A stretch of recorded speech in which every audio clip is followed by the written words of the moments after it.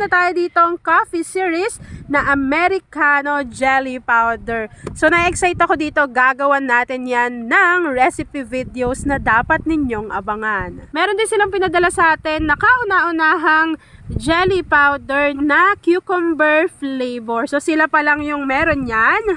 So abangan nyo din yung gagawin nating recipe videos dyan. So, eto, meron tayo ditong jelly powder. So, meron tayo ditong green, yung kanilang unflavored. Tapos, meron din po tayo ditong buko pandan. At, eto nga naman, yung talagang gamit na gamit ng ating yung Angel, which is ito yung kauna-unahan, or ako yung kauna-unahan na nakapagpatrend nung leche flan flavor nila.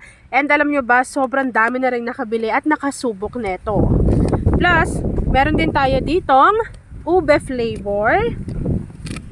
Meron tayo ditong unflavored, yung kanilang clear. Meron tayo ditong buko flavor. So, ginamit natin to nung gumawa tayo ng no buko na buko salad and million views. Kaya naman marami ring nakasubok sa inyo neto kasi lasang-lasa tsaka amoy na amoy. Meron tayo dyang yellow na jelly powder, mango jelly powder. Meron din tayo ditong black jelly powder, red jelly powder. Napakarami na nilang flavors pero nagdagdag pa sila ng kakaiba, which is itong Americano and cucumber.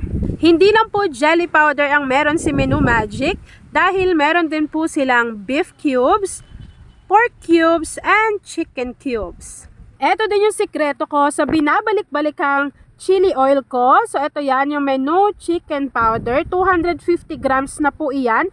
Napakarami nyo nang mapaggagamitan nito.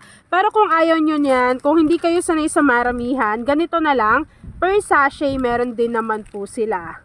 Kung ayaw nyo naman ng chicken powder, meron din po silang pork powder mix and yung beef powder mix. Pwede nyo rin silang makasama sa handaan dahil meron din po sila nitong Mamma Mia spaghetti. Magkasama na po yan, meron na siyang spaghetti sauce and yung kanilang pasta. Meron din po silang sinigang mix na gabi, sinigang mix na original flavor, breading mix na salted egg, yung kanyang flavor. Kung mahilig ka naman sa maanghang, meron din sila nitong breading mix na hot and spicy. Ito naman, yung kanilang original flavor. Ito po yung talaga naman kapag nilagyan nyo neto yung mga manok ninyo o yung mga piniprito na ninyo na gusto nyo maging crispy. Grabe, crispy and malasang malasa. Ito yan, yung kanilang original flavor. First time ko masusubukan yung kanilang vermicelli.